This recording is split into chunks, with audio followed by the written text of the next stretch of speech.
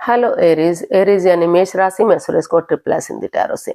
तो आज हम एरीज यानी मेष राशि के लिए सिंगल्स की जनरल लव रीडिंग करेंगे। जो सिंगल है या फिर विडो या विडोवर रहे हैं या डाइवोर्सी रहे हैं, रीजन चाहे कोई भी रहा है, लेकिन अपने आप को सिंगल मानते हैं, या फिर अभी तक अनमैरिड हैं, कुंवारे हैं, शादी विवाह ही ना किया हो, तो ये रीडिंग उनके लिए है।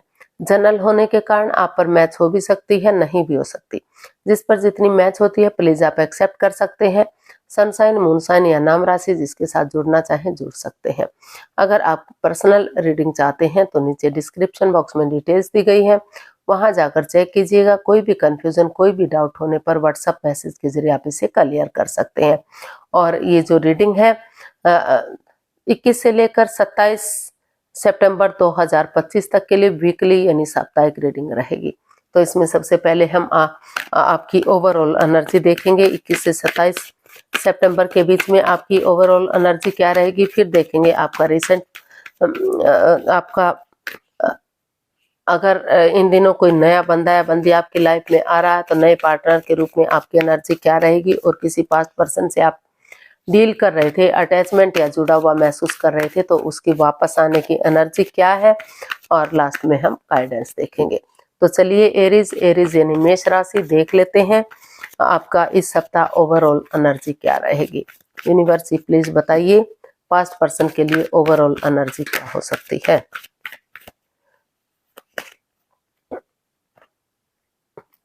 Four of wands, the star and the lovers.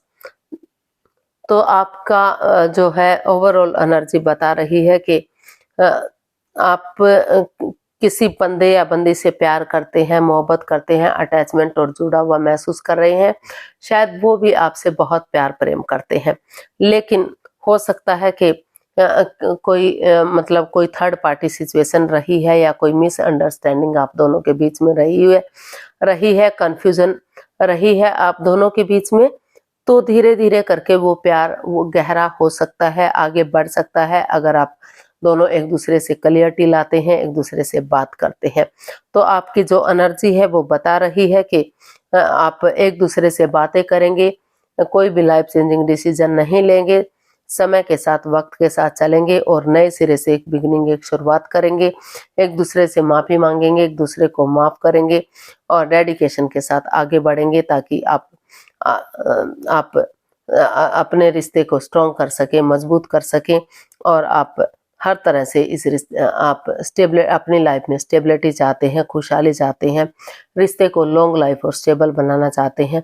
आपको महसूस हो रहा है कि अगर आप कोई भी लाइफ चेंजिंग डिसीजन नहीं लेंगे और एक दूसरे से क्लियरिटी लाएंगे, क्लियर कट कम्युनिकेशन करेंगे, खुलकर बातें करेंगे, तो आगे जाकर शादी विवाह हो सकता है, सहनाइयाँ बच सकती हैं, रिश्ते में स्टेबिलिटी आ सकती है, ग्रोथ, सक्सेस, प्रॉस्पेरिटी, नेम और फेम आ सकता है, और खुशियां ही खुशियां आ सकती हैं। तो इस तरह का आपका जो है करंट एनर्जी बता रही है।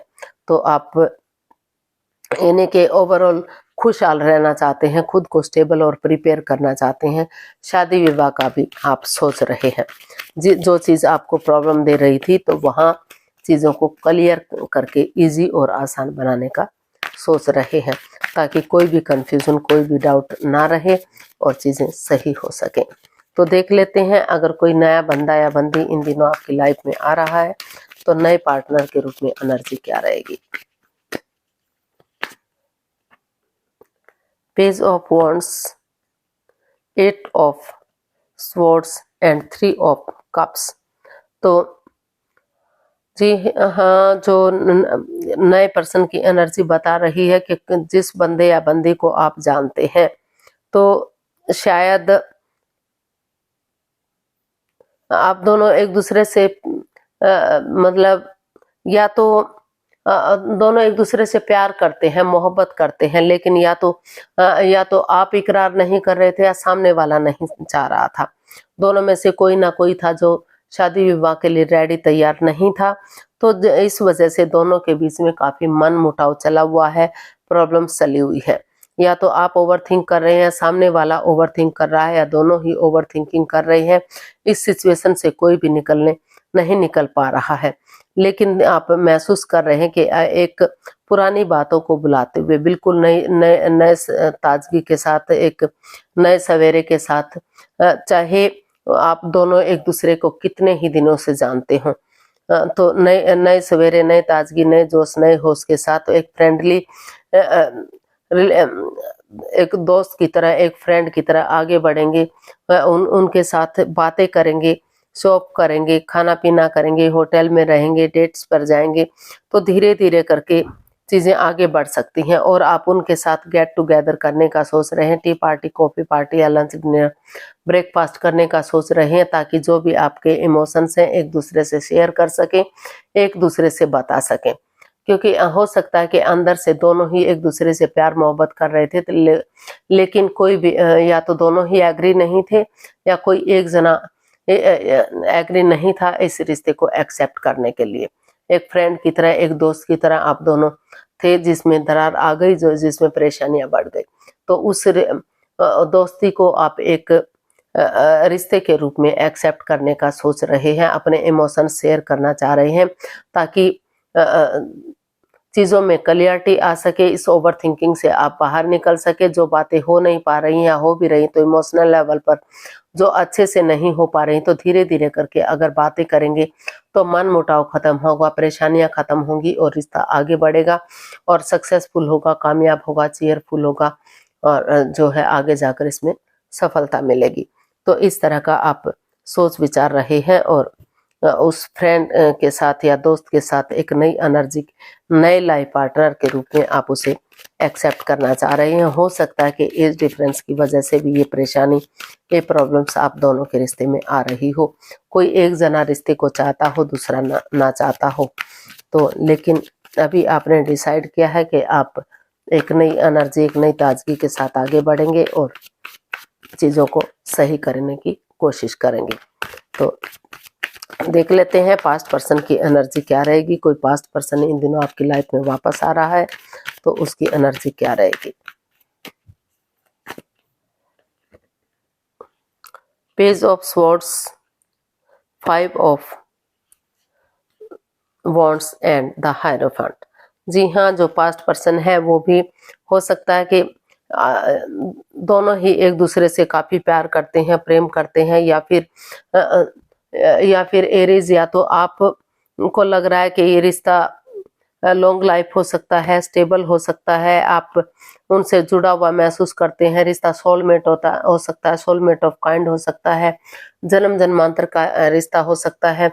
तो इसलिए या तो आपके पार्टनर चाह रहे हैं कि कड़वा ना बोलते हुए, तीखा ना बोलते हुए, प्यार और प्रेम के साथ, मिठास के साथ अगर नए सिरे से एक बिगिनिंग करेंगे, एक शुरुआत करेंगे, बजाय के इंसानों को यूज करने के, चीजों को यूज करेंगे, एक बिगिनिंग, एक शुरुआत करेंगे, तो जो ये मन मुटाव, जो लड़ाई झगड़ा तू मैं चला हुआ है, वो खत्म होगा। या फिर ये भी हो सकता है कि शुरू में हो सकता है कि कोई ड्रामा फाइट्स हो, कोई लड़ाई झगड़ा, कोई वाद विवाद तू मैं हो, लेकिन धीरे धीरे करके, क्योंकि या तो आप इतना प्यार मोहब्बत करते हैं या सामने वाला करता है, उनको लग रहा है कि रिश्ता अभी भी सोलमेट हो सकता है, सोलमेट ऑफ काइंड हो सकता है, तो किसी सुपीरियर, किसी एल्डर, किसी गुरु की मदद लेते हुए, जिसको आप अपना आदर्श मानते हैं, गुरु मानते हैं, उनकी मदद लेते हुए अगर आप आगे बढ़ेंगे तो अभी भी ये रिश्ता सोलमेट हो सकता है, जन्म जन्मांतर का रिश्ता हो सकता है, आगे जाकर शादी विवाह भी किया जा सकता है, सेनाइयां बच सकती हैं,